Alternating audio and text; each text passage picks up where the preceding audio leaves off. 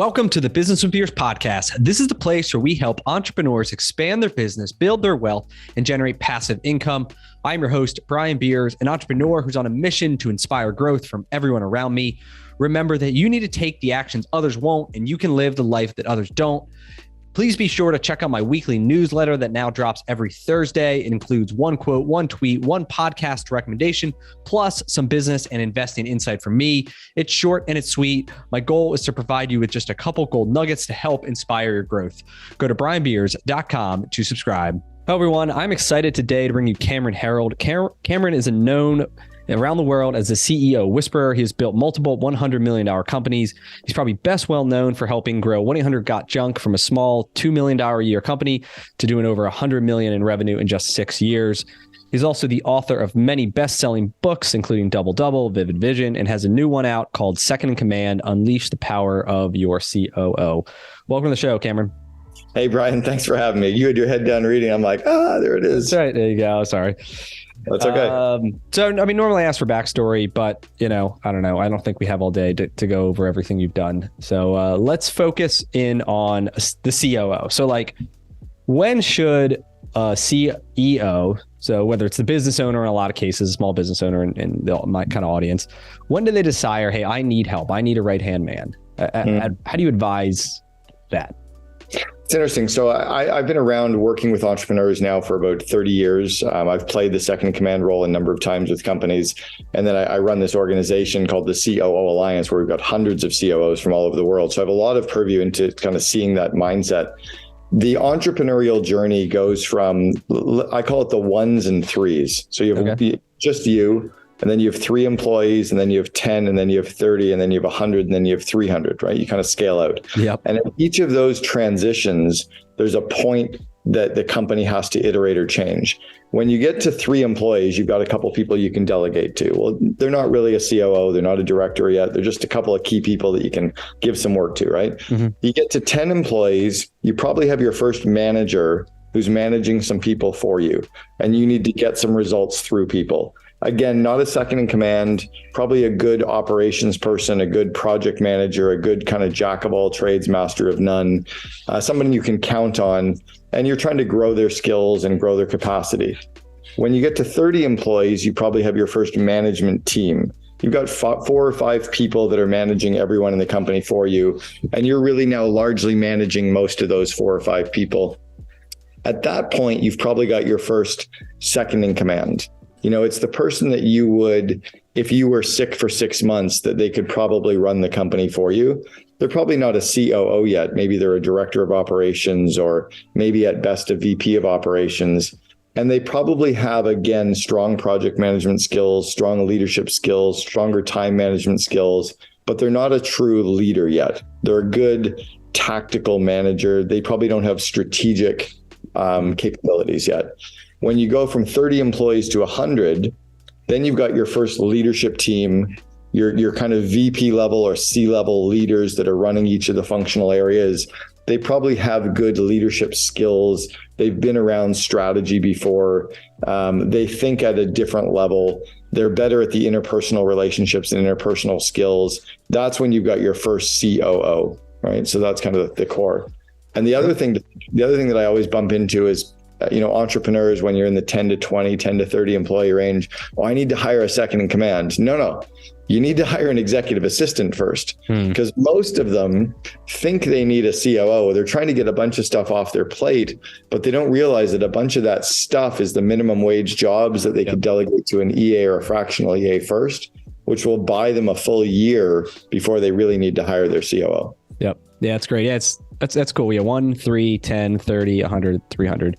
I've always viewed it as similar, kind of growing our business as like this stair step approach. And it's kind of the same concept where it's like you can go up, you invest in the people, then you can go vertically, you can get all these sales, you reach a capacity level, then you kind of invest in more people, right? In our case, we can buy more stores if we have more district managers or whatever it is, and then we build out the office. Now we have this whole office staff that we can dilute their cost further by continuing to grow, right? And then you go up, and even for us, we were probably at right around 100.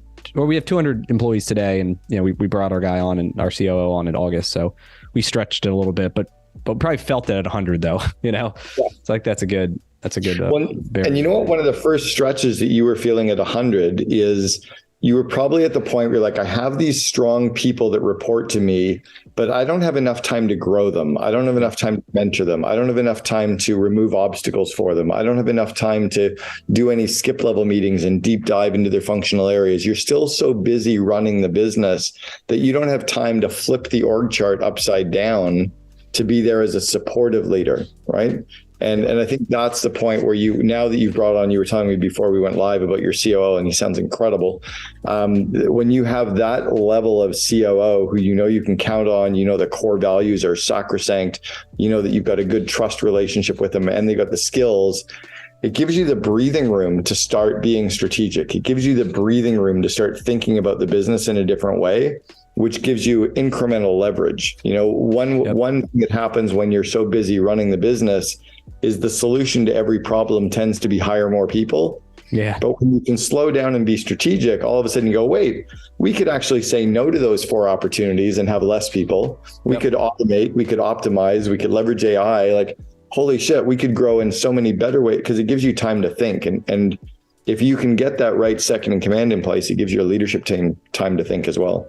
Yeah. And it's like balancing the growth. And for me, like when I was in that role, I was focused on growth. Like how do we get more stores? And a lot of that is relationship based with me and other people in the market. But then it's, how much time am I spending on trying to grow versus like, working on the stores and what we got. And that's where you feel it. And in terms of your company, I've heard you on other podcasts talk about, having less staff and then paying them more. Right. You have better quality people, like that you're paying double, but you've got like 4 less amount of people. So they're making double and you have half as many heads to manage, but they're all like top notch in their class. And like it's a much easier organization to manage than a bunch of, being cheap, but then you need like a ton of people. Right. And then you have turnover and it's like all this bullshit stuff. So I call it talent stacking, that if you can stack the talent in your organization, you get those incremental results. And we've all heard that saying of that 1A replaces 3 C's. Yeah. I grew up in Canada and we played a lot of hockey and we've watched a lot of hockey. And when a player on the hockey teams, you got 6 players against 6. And when one of them gets into a penalty, he goes into the penalty box. Your team is now playing shorthanded. It's amazing to me but these teams that are playing shorthanded often score goals because they have the 4 best players and their goalie out there with nobody else interfering and getting in the way. And like, shit, you're getting more done with less people. Yep. They get the breakaways, they get all kinds of stuff because because the other teams may be being too aggressive too. And so then they take that to advantage. So you really go by head count, not necessarily kind of revenue count. I guess they're somewhat correlated. I mean, you should. Yeah, they are correlated. You can almost do the 100,000, 300,000, million, 3 million, 10 million, 30 million. They almost definitely correlate there as well. Okay. You can, because when you get to 10 million, you can start to afford to buy the talent. When you're at 3 million in revenue with your cost of goods sold and your overhead, there's not enough margin there to be able to buy people. So you're kind of getting away with what you can. At 10 million, if you imply like a 40% cost of goods sold and some overhead, you might have some room to start buying people. When you get to 30 million, you can absolutely talent stack. You can afford to go out and buy good. That's where we're at now. So. And that's what's happening in the Bay Area. If you look at every single major VC funded or publicly traded technology company, they're taking their money and they're buying people. That's why all these engineering people cost so much, is because the Facebooks and eBays can afford to pay, give it another 100 grand. They're basically predatory hiring. Yeah. And they got Twitter, and Elon Musk is like firing everybody and jokingly running Twitter on like 75 people now. Yeah. But so what makes a great COO? Like in your definition, what should the qualities that someone should look for when making this hire? It's almost like saying what makes a great wife or what makes a great husband. It's really what's the perfect balance or yin and yang to their spouse.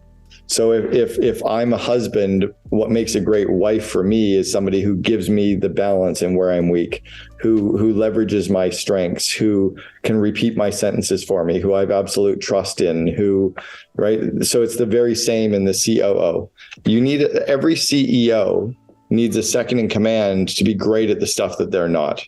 So in some cases, CEOs are very inward facing, very technology focused, very systems operations focused. They might have a second in command who's very outward facing, who could be the face of the brand, who could be sales and marketing and biz dev, or it could be flipped. Yep. I was terrible at IT and I was terrible at finance, so I didn't run those two business areas.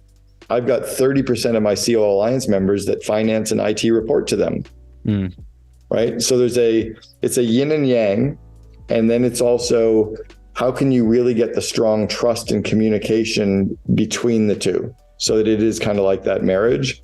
But then lastly, it's also the timing, because I was the right COO at 1-800-GOT-JUNK to go from 2 million to 106 million.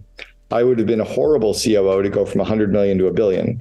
Their current COO, Eric Church, who he and I started a fraternity together 35 years ago in Ottawa. I was president the first year. He was president the second year. He's been an amazing COO from 100 million to 450 million. He would have been terrible as the COO in the first 6 years because he didn't have the skill set to start a franchise company and build it. Yeah. Okay. And what makes you, what would have made you terrible to go from 100 to 400? Like, I guess what changes in the business? Is it the when you scrappy or like, what is it? Yeah. We had 3,000 employees system wide. We had 248 employees at the head office, 330 locations, 4 countries, 13 operational businesses. I'm a very entrepreneurial minded, quick start, execute now, plan later. The company just started to get too big and we couldn't grow at that kind of almost frenetic, energetic pace. Okay. Yeah. I also came in as a bit of a mentor because I had built franchise companies before. I'd been a franchise before. I could take a lot of what I knew how to do and just tell people how to do it, tell people what to do. When the company scales, you're no longer telling everybody what to do. You're kind of more supporting and growing them. And that was where I was then out of my element. Yeah. And I feel like as our company's gotten bigger, it's kind of like it becomes this giant elephant, right? And it becomes like a lot harder you can't push it, right? It like kind of does its own thing. You have to direct it, but like it's, I don't know. There's that great book. I forget what it's called, but it's about changing. It's like there's the rider and the elephant, right? And the rider's got to really kind of direct where it's going. But the elephant, if the elephant wants to go right, it doesn't matter what the rider says, the elephant's going right? And but I feel there's frustration sometimes too. It's like, hey, you want to do all these things, you want to try these new ideas, and it's just like it becomes harder to well, and here was a classic example of where I broke down as a COO. We were at about the 100 million mark and we had these 13 operational businesses. We were starting to open some corporate locations. We'd just opened Australia. We just opened up in the UK. We were in Canada and the US. And I was making decisions based on my gut that have intuitively played out to be correct. They've all played out to be correct later, but we didn't have enough cash to be able to, or cash flow or bank facilities to grow. So where I was making decisions based on what we had in the bank and cash that I could see and how we could scale, we couldn't actually get to those numbers fast enough using the bank. And we didn't have any bank loans. We didn't have any credit facilities because I was like, fuck, we got 5 million in the bank. We'll just spend that. Yep. I didn't understand how to leverage a balance sheet. I didn't understand how to grow $100 million company. And it's kind of like I understood how to be a teenager, but I didn't understand how to be a parent of teenagers. Right? Yeah. It's very similar. Yep. So do you find yourself in that? Like, I guess there's 2 ways you go. One is you try to figure out how to do that. The other was you just say, hey, I'm going to stay focused on where I already feel like I'm good at. Yeah. Well, and it's funny, like now that I started this COO Alliance 6 years ago, I very quickly understood that my role was not to be there to teach COOs how to be COOs. Yep. My role was to bring together a group of amazing COOs and give them the space to be able to mentor and coach and facilitate and collaborate and kind of build that community for them to do it. Because I've got COOs who are members running $1.2 billion companies. I've got, so I can't teach them. Like, what am I doing? Yeah. So I kind of have become a bit of the sage on the side, right? Or the instead of being there teaching. So I just recognize. I mean, that's a power. I mean, I'm in a mastermind group. That's the power of mastermind, right? It's not about one person and following the Sherpa. It's about bringing all these minds together and like letting each other help each other, and then that's where the real value comes in. Yeah. So I was approached to coach a franchisor recently, and I was like, you know what? I'd be the wrong person to coach your franchise business, because it's in the restaurant space. I don't have any restaurant IP. I don't understand the restaurant industry. I think it's very different. But if it was anything in the home services space, I could probably coach almost any franchisor in the home services arena. I could never coach anyone in the automotive space because there's too many technical aspects to what you do and how you do. And also the location based, it's just different. So my skill set breaks down. Okay. Well, you can send the auto ones to me. I'll take them. There you go. So how does a COO, it's like the yin to your yang. How does one then do a self-assessment, or what kind of advice do you have them, or does most people just kind of know, hey, I'm like not really organized. I need somebody who's organized. Like, how does someone do that assessment? Most people don't know. Most of the entrepreneurs really fall in this area. And I've heard it so often. They're like, oh, well, here's an example. I get offered all the time to be someone's COO. I mean, first, they can't afford me. Secondly, they have no idea what my skills are and my weaknesses are. And they just think that because I was the CEO of one company, I could be the CEO of theirs. That's kind of like saying if I was single, I'm like, oh, you've been a wife before? Why don't you be my wife? Like, that's ridiculous, right? Yeah. So it starts with the entrepreneur saying, what am I good at? What am I really bad at? What fills me with energy? What drains me of energy? What are the functional areas of the business that I have good expertise in that I love? And what are the ones that I could really get some domain expertise around? That's really the starting point. So it's kind of like an activity inventory. And then it's also, if you could come up with 2 or 3 core areas that if you spent time on those, you'd really leverage your unique ability or really leverage your zone of genius. If you can delegate everything except genius, you'd supercharge the business. So it's kind of splitting those roles up.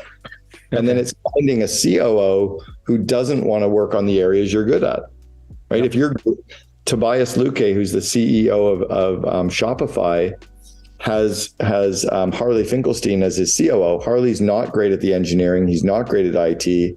Harley is an outward-facing business development, sales, and marketing machine for Shopify. In another company, it might be exactly mixed. You might have a COO who runs all of the engineering and finance sides. Yep. So where can people look to find one? I mean, is it Indeed? Is it referrals? Is it any other sources that you've seen success, at least maybe for out of your alliance, of where people kind of come from? Yeah, the first one is that great people are never actually out looking for a job, right? You've got to know where those great people hang out, and you've got to try to poach them, or you've got to know where those people hang out and you got to go and get them there. I mean, before we went live, you mentioned the Special Operators Transition Foundation, which is sounds like it's a network of these former military special ops people that want to work in operations in companies. I'm like, whoa, that's like all the ducks are hanging out in the one pond. Like, they're all waiting and going, shoot me, right? Okay. So I think a good executive search firms, knowing groups like that where you can put your offer in front of them and see if you can attract them in, definitely leveraging your network and your email list. But what I like doing is getting a very strong job description written and then getting a copywriter to polish that job description so that it's almost like a marketing letter or a sales letter. Like, it really polarizes, it really pops, and treating it like a marketing thing and then sharing that with the whole world. That's the core starting points for sure. Yeah, that's great. The copywriting, because a lot of times we go and just write a job ad, and like I write or my brother writes it or whoever, and it's like, it sucks probably. And it probably looks like every other one out there, versus I would bet like only 2% of like ads are professionally written, right? That they look good and they're attractive and they, I'll give you a great example of how a great copywriter can polish one. And it's also how truly understanding your company culture is core to recruiting a good person. So I was coaching a client based in Florida. They have the cardiac heart monitoring system that's on the space station and at Everest Space Camp. So a very advanced cardiac science business, right? They wanted a head of engineering. And they said, if you ever wear a pocket protector or a pair of dress pants to the office, we'll fire you. You must come to work wearing board shorts and flip-flops. Okay. Yeah. Now their team was like, whoa. And they're like, no, but that's us. Like, that's who we are. So they put this out there, and all of a sudden this engineer was like, oh my God, like I surf every other day and I like live 4 miles from your office. And like, are you kidding? Were you joking? And they're like, no, this is us. Match made in it, because he had the technical skills. Yep. He culturally fit, and he just attracted like a magnet. But they had other people that were very qualified, were like, I can't believe you'd tell me that. I'm all professional. And they're like, yeah, well, you just wouldn't be a good fit for us anyway. Yeah, right? That's great. Yeah, I guess you go on like Upwork or some sort of outsourced website to find some like a copywriter like that. Yeah. And I love having one who's kind of sitting in the wings that you can turn to like every month to get like little projects. Freshen things up. Okay. Yeah. Yeah. And you mentioned it, SOTF, it's called Special Operation Transition Foundation. That's where we've hired, our COO, and I know 3 other people who've similar to mine who've are just kicking ass. So that's gold. It's a nonprofit. Obviously you make a donation if they help you find somebody, and it's awesome. So gold. I mean, it goes back to the whole the A players hang out with A players, right? Yep. And so you bring on a new COO. What are some of the common mistakes you think these guys make, or that a new COO should be like aware of? Yeah. So one is that, and there's 2 parts to this. The COO is kind of like dropping a big boulder into a pond, right? Yep. Their job is to get to the bottom. Well, they're going to just fine, but there's going to be a lot of ripple effects. Yeah. Okay. The CEO's job is to watch for all the ripple effects, the good ripple effects and the bad ripple effects. More often than not, we're so worried about onboarding them and making sure they're up to speed and making sure they're doing well in their role and helping them. We forget all these other things that are happening, like the 4 other people in the company that are pissed off they didn't get the job, or the 2 people that are now having to report to the COO, which is great, but they miss reporting to the owner, or the 2 people that are reporting to the COO and their styles don't mix and they're worried. Or the person who reports to the COO and they're worried they're going to be out of a job because the COO has a friend who's also a VP of that area. Or the COO has all these great ideas, but they're putting them in place too soon before they really know the business. So you have to watch for all those ripple effects. That's one. The second thing that I like to do is say in the first 30 days, the COO's job is to sit and look and listen and watch and observe and have a notebook and write down as many things that they see and observe and notes in the notebook, and do none of them. Literally just, I want to fire somebody. Yeah. Great. Write it down, but don't you dare do it. I want to change this meeting. Cool. Write that down as an idea too, but don't do it. 30 days, sit in on every meeting, sit in on phone calls, ride shotgun, sit beside the mechanics, just watch and learn and listen and read and listen in on phone calls and read emails and like observe every meeting you can, right? The next 30 days is to go back and stress test all your hypotheses. It's like, hey, I think I would want to fire this person. Go dig in around that. Go ask some more questions about Bob. Oh, wrong. Or yeah, probably do want to. So month 2 is kind of testing your hypotheses on each of your ideas. And then at the end of month 2, it's stacking them up in the order of priority. Which one should I do first? And then month 3, you start executing on all those ideas. So you're really giving yourself 2 full months to think and to watch and to observe and to get up to speed and to think about what you're going to do. And then it's making those decisions then. Because after 2 months, you've gained enough relationship kind of trust with the other people on the team, and you understand the business a little bit more to make those decisions. So it's slowing down before you go fast. Yeah, that makes sense. And then on that month 3, so you have this big list of things. What do you recommend? Is it the easy wins you go for first that are just the quick ones, or is it the ones that maybe will have the most impact?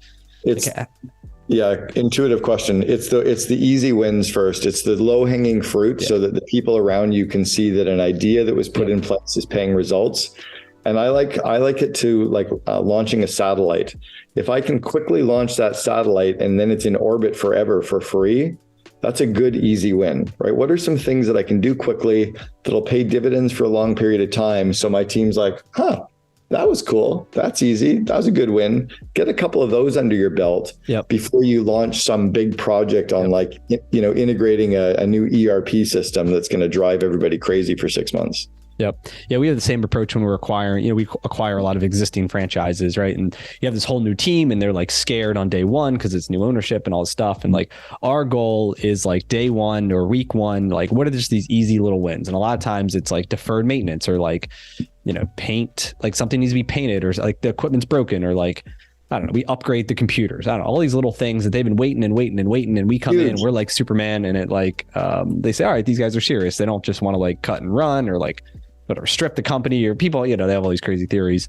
When you go in and just paint the location and give them new kind of cool computers and take them for lunches and tell them not to ever wear a tie anymore. They're like, wait, what? This is awesome. We had a store once we bought last year and it was so dark in the shop. The guys wore like lights on their heads because none of the lights in the shop work. So we we get an electrician and we replace the LED lights. And it's just like stupid things like that I was in the auto body space for years. We built Gerber Auto Collision in the US and Boyd Auto Body in Canada. It's now like a $2 billion company. We would do the acquisitions. And when we bought the auto body shops, we'd go in and epoxy paint the floors in this light gray and paint all the walls white because we wanted it to be female friendly. Yeah. We wanted the woman to be able to walk through the shop and feel clean, and not clean enough that her kid would eat off the floor. Not dingy dungeon. And not wearing headlamps. It's amazing. So, anyway, and same for my COO. That's like he's been working some of those easy wins. And it's really, so a lot of them are like you said, that they have to be pretty good at the interpersonal relationships, right? Getting to the guys. What are their wives? How many kids do they have? Like he knows more about some like the mechanics and some of the store managers do, because he like intentionally asks them the questions and gets, because he cares.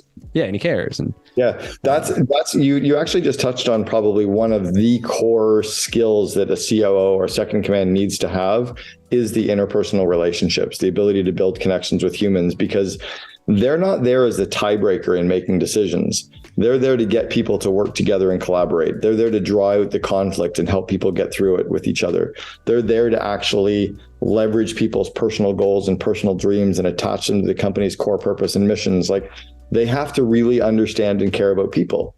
And if they're just in there sitting behind their computer and managing a spreadsheet and, being the autocratic dictator, it's dead. It's dead in the water. How do they go about doing not a better job, but like getting the people below them to do some of those things, right? Like for my COO, it's like, how do we get the district managers to take a more personal interest in the employees? How do we get the store managers to kind of have those one-on-one conversations, right? It's kind of like that emotional intelligence, like bleeding its way down. Well, so two parts. Let's flip the org chart upside down.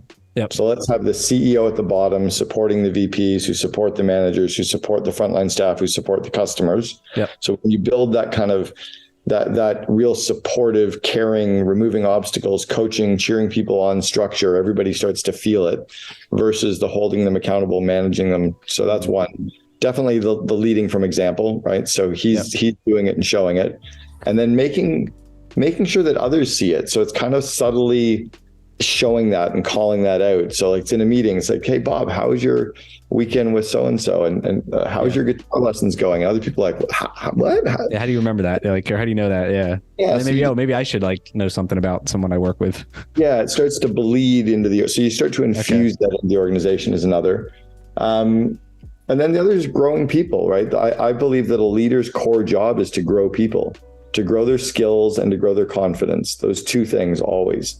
So if you observe that one of your direct reports isn't strong on some of the interpersonal, or isn't strong on their coaching, or isn't strong on their conflict management, or isn't strong on spending time with people, coach them on that. Find that and show them the stuff they're doing great, right? And to help them develop on the areas that they can get better at. Okay, great. So as the CEO, so for me, what are the things I can do to allow my guy to thrive?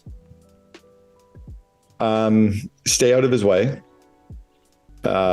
Cheer him on, shine the spotlight on him internally in the organization so people know that you're proud of him and see the good work he's doing. Have time behind the scenes where you can actually one-on-one talk to each other about what you're doing well and could do better. Ask him for advice on where you suck and where you can do better. Truly being vulnerable. Yep. Have time to disconnect and just go and work together and hang out together and be friends together, so that you have that. Brian and I had a real unfair advantage at 1-800-GOT-JUNK. I started with him in October of 2000, but 3 months before that, he was my best man at my wedding. So, we already knew everything about each other. We loved each other. Yep. We'd been in a mastermind group together for 4.5 years so he had like a 4.5 year interview before I even started working with him. So it's working on those things, I think, can really help your COO succeed for sure. Yep. Yeah, and getting the feedback. I know a couple times he's been good giving me feedback when I would like, I don't know, I got mad at somebody in a meeting, right? And like gave them a bunch of shit in front of other people. And he was like, man, you shouldn't really do that. Like, don't, and then so I've been conscious of that now of just holding my mouth when I felt that I should say something and addressing it one-on-one offline, right? Like, it's so hard. I talked about that recently, that I destroyed the culture in my company for about a month because I rightly so, ripped everybody apart for something that wasn't going well. But the net result of me showing them where they'd fucked up in the way that I did it was so backwards that I was like, because then they don't want to take chances. They don't want to speak up, or they don't want to they just want to be these very narrow people versus we want people to yeah. Well, and your role as the CEO is to be the chief energizing officer. Yeah. So it's what energy are you bringing into the organization that you can infuse with them on that daily basis? Because that momentum creates momentum, that energy transfers, right? Yeah, and whether it's positive or negative, I'm bringing all this negative energy. You're bringing it. I'm going to infect everybody versus staying positive, even if I don't always, feel that way. So one of my questions, and maybe I already answered it, but what are the common things that CEOs do that then hold them back? I would imagine it's micromanaging. I would imagine it's ping-ponging direction and vision's terrible. What else? Yeah, the seagull management is a good one, right? When you swoop in, you shit all over everybody and you leave. Okay. That's a good one, yeah. I heard that recently. I had a CEO that I was coaching, and his COO is a COO Alliance member. And the CEO said, everything's going so well in the company, all 120 employees are operating. I feel like I need to go break some stuff. I'm like, no, dude, just let it operate great. Chill out, relax. So CEOs have to sometimes step back and just allow it to operate and look at it from a different lens. I think CEOs have to praise more. I think we're so good at showing areas for people to improve and what to fix, what's broken, and all this could be tweaked, or this could be fixed, or this could be broken, or imagine if that could be better, or here's 6 new projects. We forget that all we're doing is loading people up with more instead of constantly, praising and gratitude, right? And if you can find those areas, I think that's really where you're going to improve for sure. And for us, it's keeping it simple. I'm all over the place sometimes with reporting and numbers and data and all these KPIs and all this stuff. And I think we're trying to get down to what are just the 4 things that we could do, and just really focusing on that. Mm-hmm. That's been big for us. One of the core things, or one of the core metrics that I think every CEO should focus on is the employee net promoter score. Yep. It's how happy are my employees? Because if your employees are really happy, chances are they're going to do everything to take care of the customers. The employees are going to go through brick walls for you. The employees are going to work harder and longer. So then all of a sudden your customers are really happy. Well, if you got really happy employees and really happy customers, your turnover is low, your retention's high, your training costs are low, your customers are really happy. You can probably charge more. Yep. Wow, that's cool. I'm familiar with net promoter from a customer standpoint, but I've never thought about it from an employee standpoint. So it's the number one metric for me in every company that I've ever worked with is how happy can I make my employees? Okay. And how do you survey them? Just a Google form or something? I do Google form. If it's a small company, I walk around and hand everybody a Post-it note with the same color pen. And I'm like, just write a number of 1 to 10 on the Post-it note of how you'd rate us, as the best company to work for. If it's a Google form, you can do it out of a SurveyMonkey and just say, what's also one thing we can do to make this a great place to work? Yep. What I do is I do that survey twice a year. Okay. I do it once in January, once in July. And in July, I just say, what's one thing we can do that wouldn't cost money that would make this the best company to work for? Just keep taking those ideas. Yep. That's awesome. So you mentioned COO Alliance a couple of times. Can you just talk to me a little bit, what is it? What does it cost? Yeah. Who should join? What do they get? That kind of thing. Give me the Sure. So I was a member of a lot of different mastermind communities for entrepreneurs. I was a member of the Entrepreneurs Organization. I did Strategic Coach for 7 years. I was in Genius Network for 7 years, Baby Bathwater multiple times, Mastermind Talks 5 times. I've gone to a bunch. And then I've worked with YPO in 10 countries. And so lots and lots.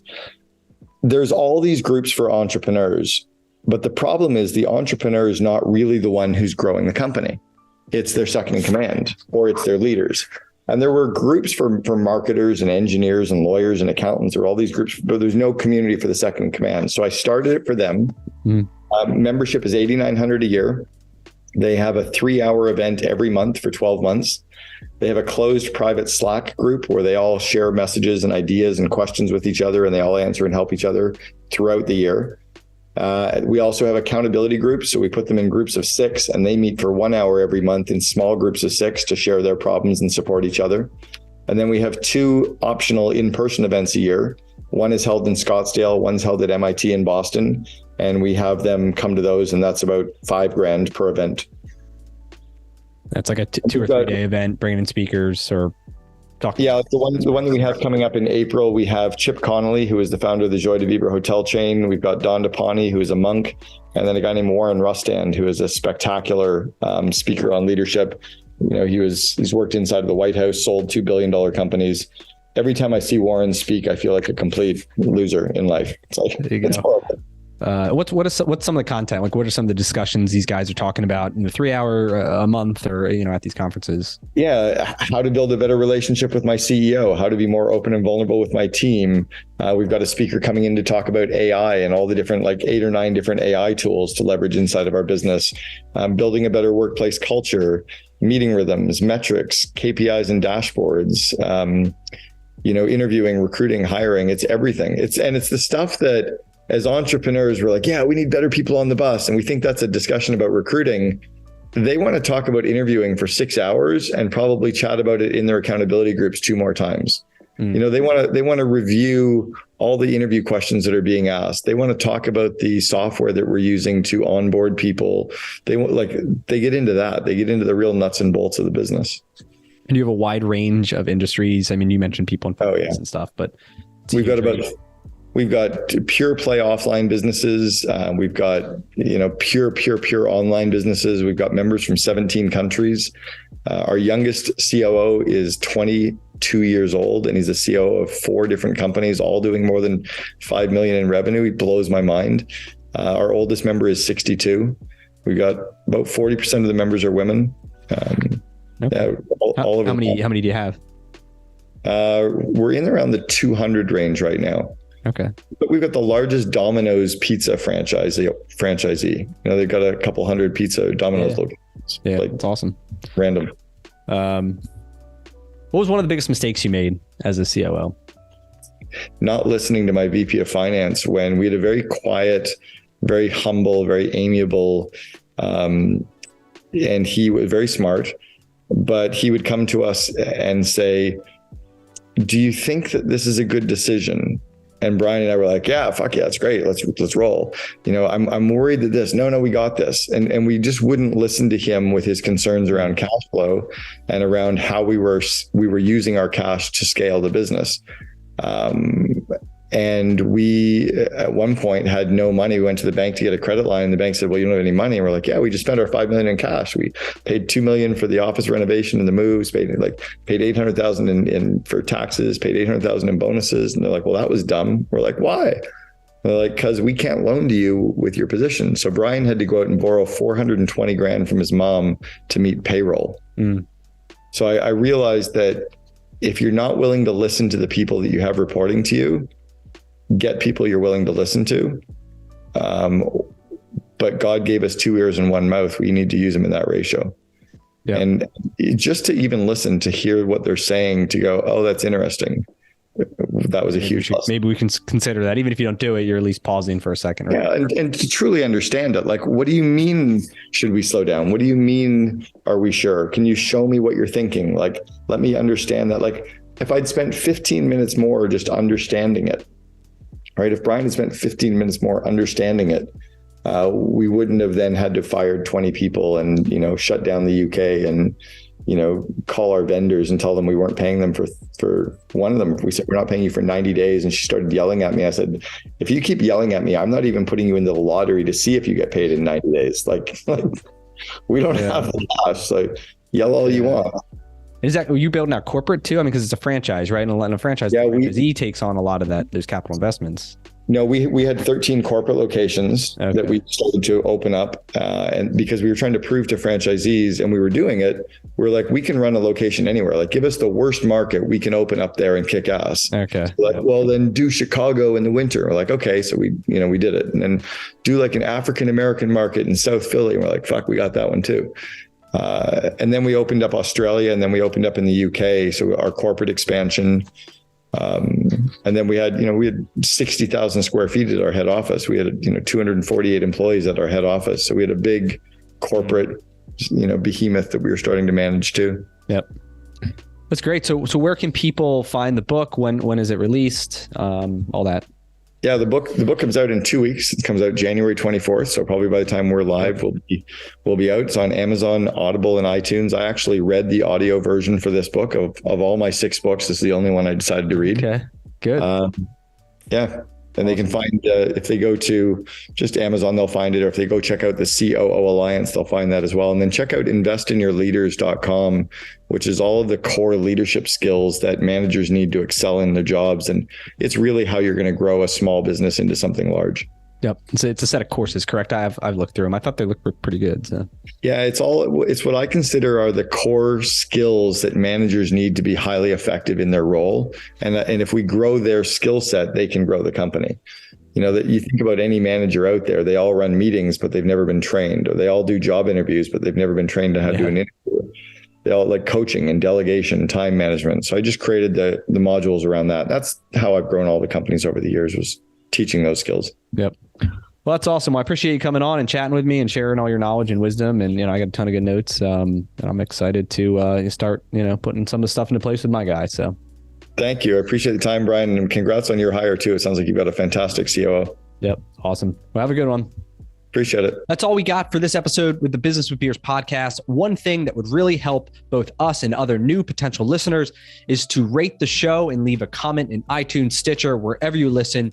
Also, make sure to link up with me on your preferred social media platforms, LinkedIn, Instagram, Twitter, Facebook. You can find all my links at brianbeers.com. Please just share the podcast with anyone who you think might enjoy it. And until next time, remember to take the actions others won't, to live the life that others don't.